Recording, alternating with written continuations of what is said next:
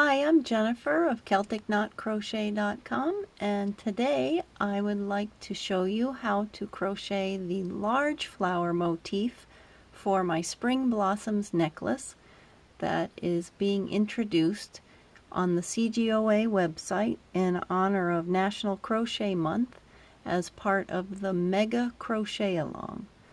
So for this project, I used Aunt Lydia's crochet thread. This is manufactured by Red Heart, and it's their Fashion 3, so it's a little bit thicker than typical cotton crochet thread. I think it's easier to work with, and since it's not as tiny, you get your results quicker. And this yarn is the color Plum. All this is written in the pattern. So first step in creating this large flower motif is to create an adjustable ring by wrapping the yarn around your hand, pulling a loop through, and locking it with a chain. I have another video that shows you this in detail with larger yarn, so you might want to check that out. And then you have to make 6 single crochets inside this adjustable ring, and then you untwist the yarn tail. Sometimes it gets twisted around there, and then you just pull the tail so that center hole disappears and you have a nice tight circle. And then the next thing you're going to do is you're going to work 2 single crochets in each single crochet around. Now I like to count instead of using a marker for something this small. So that was 4, and now I'm doing 2 in this one, so that's 6. 2 more makes 8. 9, 10. And 11, 12. And then I like to just make sure that I have them all there. 2, 4, 6, 8, 10, 12. So that is my first one right here. Now, according to the directions, now I slip stitch into this first one. And this is actually starting the next round. And I'm going to chain 6. And then I'm going to slip stitch in the next stitch. Remember, slip stitch is yarn over, pull through the stitch and through the loop on your hook. So I'm going to do that again.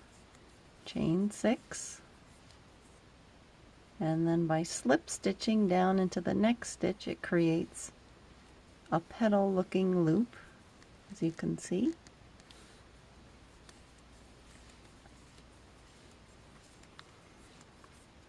And the pattern says to do that all the way around.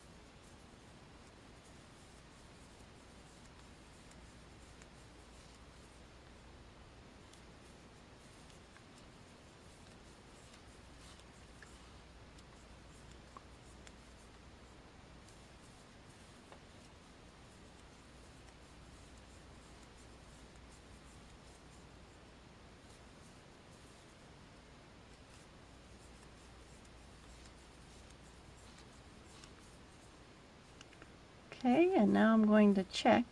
According to the pattern, I should have 12 chain 6 loops, so I think I've done 11 so far. 1, 2, 3, 4, 5, 6, 7, 8, 9, 10, 11. So this is the chain 6 loop that we started at the beginning, but I don't want to end this round down here at the bottom of this. I want to end at the top of my last loop. So in order to do that, according to the pattern, you chain 3. So this is for my last loop. And then I'm going to double crochet into the base of that first loop.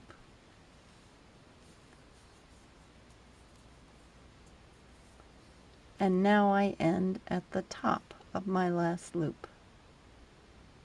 If I had chained 6 and slip stitched, I would have ended down here, but I want to end up here. So in the last one, that's what you do. Now I'm on round 4. I chain 1 and single crochet in that same space, and then I chain 5 and single crochet in the next space, and I do that all the way around.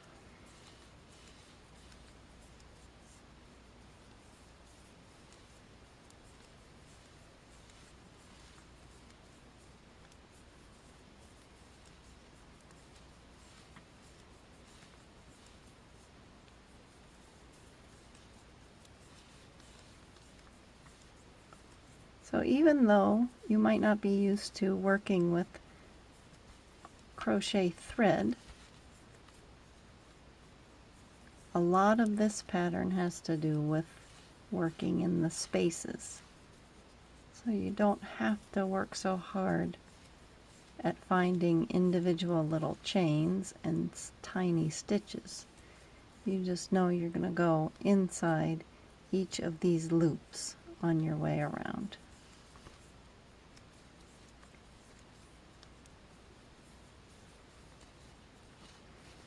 Some of my necklace creeping in here.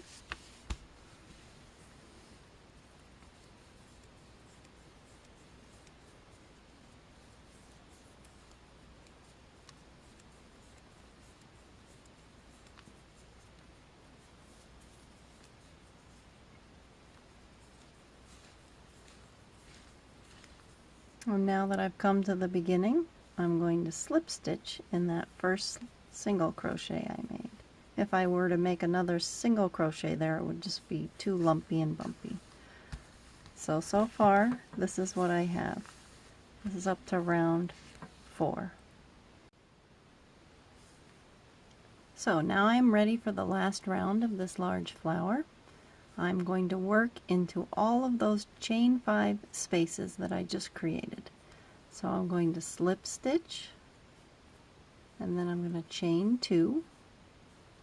Then I'm going to do 3 double crochets, yarn over, hook in, yarn over, pull up, yarn over, pull through 2, yarn over, pull through 2. That's a double crochet. Now I'm going to chain 2 and slip stitch in that same space again. Then I chain 1. This single crochet right here I'm going to skip, and now I'm just going to do the same exact thing in the next space. Slip stitch, chain 2, 3 double crochet,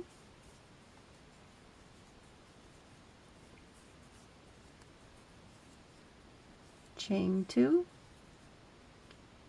and then slip stitch in the same place, chain 1, and now I'm going to work in the next space.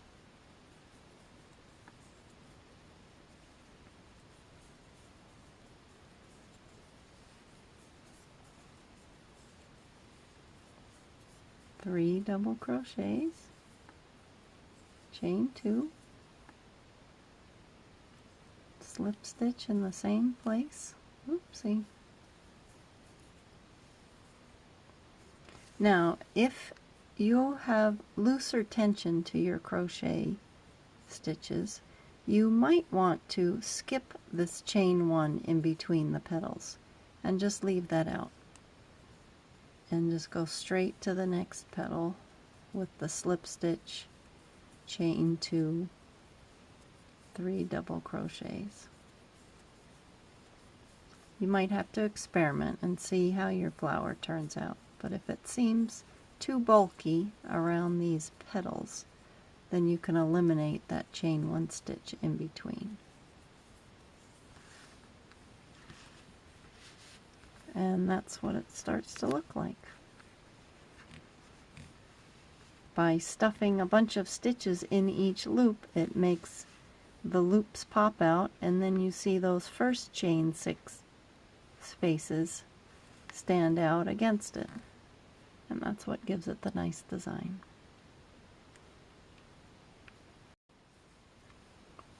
So now I'm about to do my last space. You can see all of the other ones are filled in. So the last one, I'm going to chain 1, slip stitch in the last loop, chain 2, 3 double crochets,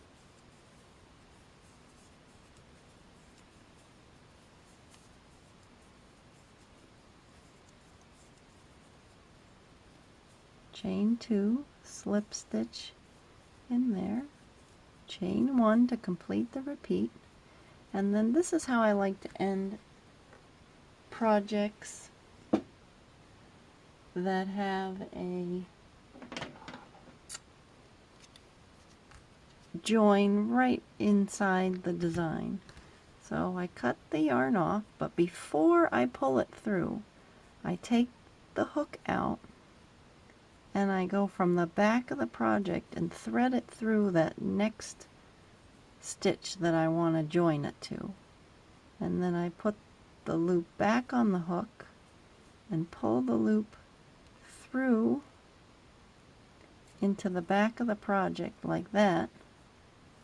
And here's my yarn tail, and then I yarn over and pull through and pull it tight, and there it has a much cleaner finish to it by doing it that way, and you don't have this big knot sitting on the front of your pretty flower.